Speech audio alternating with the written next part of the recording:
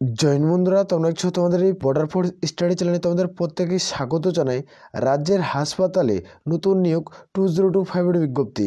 এখানে মেল এবং ফিমেল উভয় আবেদন করতে পারছো।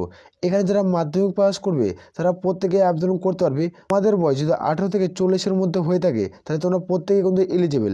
যারা SC ST প্রার্থী তারা 5 বছরের ছাড় অর্থাৎ 18 থেকে 45-এর মধ্যে বয়স থাকতে হবে। আর যারা OBC প্রার্থী তাদের 18 থেকে তোমাদের 43-এর মধ্যে যদি বয়স হয়ে থাকে তাহলে তোমরা প্রত্যেকে ফর্ম ফিল আপ করতে পারছো। এখানে বেতন 21,700 থেকে যেখানে স্টার্ট, যেখানে ধীরে ধীরে তোমাদের বেতন কিন্তু বাড়বে। এটা সরকারি চাকরি এবং পার্মানেন্ট ভ্যাকান্সি। এখানে ফর্ম ফিল আপের পদ্ধতি কী রয়েছে সম্পূর্ণ কিছু আমরা এই ভিডিওতে আলোচনা করছি, ভিডিওটি সম্পূর্ণ দেখবে। এখানে 23টি জেলা থেকে আবেদন শুরু হলো।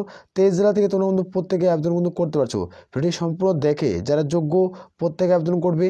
আর আমি বারবার করে রিকোয়েস্ট করা হচ্ছে, যারা চ্যানেলে নতুন চ্যানেলটিকে অতি অবশ্যই সাবস্ক্রাইব করে রাখবে। আসলে প্রত্যেক রোজ আমরা সরাসরি অফিসিয়াল নোটিফিকেশন নিয়ে আলোচনা করব। এটা হলো অফিসিয়াল নোটিফিকেশনের বিজ্ঞপ্তি। এখানে তোমরা কিন্তু প্রত্যেকে দেখতে পাচ্ছ এটা 2025-এর বিজ্ঞপ্তি। এখানে তোমরা কিন্তু প্রত্যেকে আবেদন করতে পারছো। এটা ভালো একটা ভ্যাকান্সি রয়েছে, যেখানে তোমাদের 3,112টা ভ্যাকান্সি রয়েছে। এই ভ্যাকান্সিতে তোমরা মেল এবং ফিমেল প্রত্যেকে আবেদনের যোগ্য। এখানে 3,112টা কিন্তু ভ্যাকান্সি রয়েছে। ছেলে মেয়ে উভয় আবেদন করতে পারছো রাজ্যের 23 জেলা থেকে। এখানে মেল ফিমেল উভয় কিন্তু আবেদনের যোগ্য, মেল এবং ফিমেল উভয় যোগ্য। এখানে যারা মাধ্যমিক পাস করবে তারা আবেদন কিন্তু করতে পারছো। তার সাথে সাথে প্রত্যেকের ক্ষেত্রে একটা গুড নিউজ হচ্ছে, এখানে কোনো রকম তোমাদের পরীক্ষা দিতে হবে না। এখানে নো এক্সাম। আর এখানে কোনো রকম আবেদনের মূল্যও দিতে হবে না। এখানে কোনো রকম পরীক্ষা দিতে হচ্ছে না, আর এখানে কোনো রকম আবেদনের মূল্যও দিতে হবে না। এখানে সরাসরি ইন্টারভিউর ভিত্তিক রিক্রুটমেন্টই করাবে। ভিডিও সম্পূর্ণ দেখবে, দেখে যারা যোগ্য হবে তারা প্রত্যেকে আবেদন কিন্তু করতে পারো। এখানে তোমরা প্রত্যেকে দেখতে পাচ্ছ এটা হলো নোটিফিকেশনের বিজ্ঞপ্তি। এখানে তোমরা প্রত্যেকে দেখতে পেয়ে যাবে office of the child development office ও হেলথ। এখানে পুরোপুরি হসপিটালের তরফ থেকে এই রিক্রুটমেন্টের নোটিফিকেশন জারি করছে। এটা হলো অ্যাপ্লিকেশন ফর্ম। এখানে ফর্মটি কীভাবে তোমরা ফিল আপ করবে অফলাইনের মাধ্যমে। অফলাইনে ফর্মটি ফিল আপ করে কোথায় জমা করবে আমি সম্পূর্ণ কিছু আলোচনা। আর তোমরা কোন জায়গা থেকে ভিডিওটি দেখছো অতি অবশ্যই কমেন্ট সেকশনে কমেন্ট করে কিন্তু জানাবে। আমরা সম্পূর্ণ কিছু আলোচনা করছি, ভিডিওটি সম্পূর্ণ দেখবে।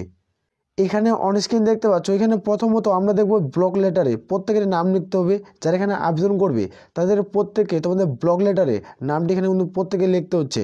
এখানে আমরা দেখবো তারপর 2 নম্বর এজ প্রুফ হিসাবে 20/9/2024 অনুযায়ী তোমাদের বয়সটি ধরা হবে। যাদের বয়স 18 থেকে তোমাদের বয়স আমি বললাম 40-এর মধ্যে হতে হবে। এবং যারা SC অথবা ST প্রার্থী তারা সরকারি বয়সে তোমরা কিন্তু 5 বছরের ছাড় পাচ্ছ। আর যারা OBC প্রার্থী তারা সরকারি বয়সে তোমরা 3 বছরের ছাড় পাচ্ছ। এটা সরকারি গভর্নমেন্ট রুলস অনুযায়ী এখানে প্রত্যেক বোঝা গেছে। এখানে আমরা দেখব যে তোমরা এখানে মেল না ফিমেল সেটা এখানে লিখতে হবে। এখানে যদি মেল হতো মেল লিখবে, পুরুষ হলে পুরুষ। আর যদি তোমরা মহিলা হও তাহলে ওইখানে মহিলা কিন্তু লিখবে। ক্লিয়ার করে বুঝতে পারছি। এখানে যে প্রার্থী অর্থাৎ যেখানে যারা ফিমেল প্রার্থী মানে তোমরা যারা বিয়ে করে নিছো তাদের ক্ষেত্রে এখানে হাজব্যান্ডের নাম বসাবে। আর যারা এখনও ফিমেল প্রার্থী এখনও বিয়ে হয়নি তাদের ক্ষেত্রে তোমাদের বাবার নাম কিন্তু বসিয়ে দেবে। তার অর্থাৎ যারা ফিমেল প্রার্থী তাদের ক্ষেত্রে ফাদার নাম হবে। এখানে দেখতে পাচ্ছ 4 নম্বর পয়েন্টে কিন্তু উল্লেখ করা রয়েছে। এখানে ফাদার এবং হাজব্যান্ডের নাম, তোমরা যারা বিয়ে করছো তাহলে হাজব্যান্ডের নাম হবে। আর যারা বিয়ে করোনি তাদের ক্ষেত্রে বলা হচ্ছে তাদের ক্ষেত্রে তোমাদের বাবার নামটা বসিয়ে দেবে। আর এখানে দেখতে পাচ্ছ অ্যাড্রেস প্রুফ হিসাবে সম্পূর্ণ তো কিছু তথ্যরা উল্লেখ কিন্তু করতে হবে। এখানে দেখতে পাচ্ছ ভিলেজ টাউন এখানে কী রয়েছে সেটা বসাবে। এখানে PO কী রয়েছে, এখানে তোমাদের PS দিবে, তারপর ডিস্ট্রিক্ট দিবে, তারপর পিন নাম্বার দিবে। 6 নম্বর পয়েন্টে উল্লেখ করা হয়েছে তোমাদের এখানে দেখতে পাচ্ছ মোবাইল নাম্বার। এখানে প্রত্যেকে মোবাইল নাম্বার দিবে। এখানে ইমেল আইডি দিবে। ইমেল আইডি দেওয়ার পর দেখতে পাচ্ছ স্ট্যাটাস, তুমি বিবাহিত না অবিবাহিত সেটা দিবে।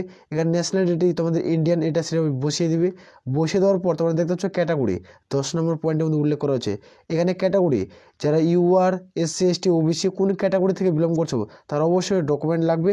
আর এখানে সিরিয়াল নাম্বারটি বসিয়ে দেবে। এখানে আধার কার্ডে একটা নাম্বার রয়েছে সেটা তোমার এখানে বসাতে হবে। আর এখানে পেন কার্ডে একটা নাম্বার পাবে সেটা তোমাদের মধ্যে প্রত্যেকের বসাবে। যেটা 13 নম্বর পয়েন্ট অত্যন্ত একটা গুরুত্বপূর্ণ পয়েন্ট। এই পয়েন্টে প্রত্যেকেরই লাগবে, তারপরেই তোমরা এখানে সরকারি চাকরি পাবে। এখানে দেখতে পাচ্ছ এডুকেশনাল কোয়ালিফিকেশন মানে শিক্ষাগত যোগ্যতা কী প্রয়োজন পড়ছে। এখানে কত সালে তুমি এক্সাম পাস করছো, এখানে কোন বোর্ড থেকে, এখানে ইয়ার্স কত রয়েছিল, এখানে টোটাল মার্কস কত, এখানে কত নম্বরের মধ্যে পরীক্ষা, এখানে পার্সেন্টেজ কত, সম্পূর্ণ কিছু উল্লেখ করা আছে। এখানে সম্পূর্ণ কিছু দেখে নাও। যারা এখানে মাধ্যমিক পাস শিক্ষাগত যোগ্যতা ফর্ম ফিল আপ করবে তাদের ক্ষেত্রে এখানে বোর্ড লেভেল এখানে কত সালে এখানে টোটাল মার্কস কত ছিল, এখানে টোটাল কত রকম পার্সেন্টেজের উপরে নির্ভর করছিল এখানে তোমরা বসাতে হবে। টোটাল বসানোর পর এখানে ফর্মটা ফিল আপ করবে এবং এখানে চাওয়া হচ্ছে তোমাদের এক্সপিরিয়েন্স। এখানে তুমি যে চাকরি করবে এটা তো তোমাদের রিক্রুটমেন্টে করেছে হসপিটালের হোমগার্ড পদের ক্ষেত্রে। এখানে কোনো রকম পরীক্ষা দিতে হচ্ছে না, এখানে উচ্চতাও লাগছে না।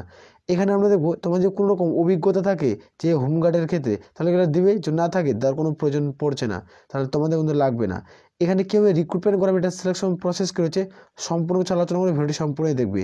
এখানে যারা আবেদন করবে তার সিগনেচার, এখানে ডেট লিখবে এবং প্লেস লিখবে, লিখে তোমরা কোথায় যে ফর্মটি জমা করবে সেটা আমরা দেখে দিচ্ছি, আগে ভিডিওটি সম্পূর্ণ দেখো। এইখানে তোমরা প্রত্যেকে দেখতে পাচ্ছ যারা এখানে আবেদন করবে তাদের ক্ষেত্রে আমরা বলছি এখানে রাজ্যের হাসপাতালে যেটা রিক্রুটমেন্ট করাচ্ছে কর্মী নিয়োগ, এটা গ্রুপ ডি পোস্ট কোনো থাকবে। এখানে যারা ফর্ম ফিল আপ করবে এখানে কীভাবে ফর্ম ফিল আপ করবে, এখানে সিলেকশন প্রসেস কী রয়েছে সম্পূর্ণ কিছু আমরা আলোচনা করছি, ভিডিও সম্পূর্ণ দেখবে। এখানে তোমরা প্রত্যেকে দেখতে পাচ্ছ যেটা হাসপাতালের ভ্যাকান্সি কিন্তু পাবলিশ করা হয়েছে, এটা 2025 বিজ্ঞপ্তির। এখানে ফর্ম ফিল আপের পদ্ধতি কী রয়েছে 2025 সেটা দেখাবো। এখানে যোগ্যতা তোমাদের বললাম মাধ্যমিক পাস। আর এখানে শূন্যপদ তোমাদের 1415টি শূন্যপদ ছিল, এখানে 1415টি শূন্যপদ ছিল। এখানে টোটাল তোমাদের শূন্যপদ হলো 3112টি শূন্যপদের কিন্তু অ্যাড করতে হলো, বাকি যেটা শূন্যপদ সেটা কিন্তু যুক্ত করা হয়েছে।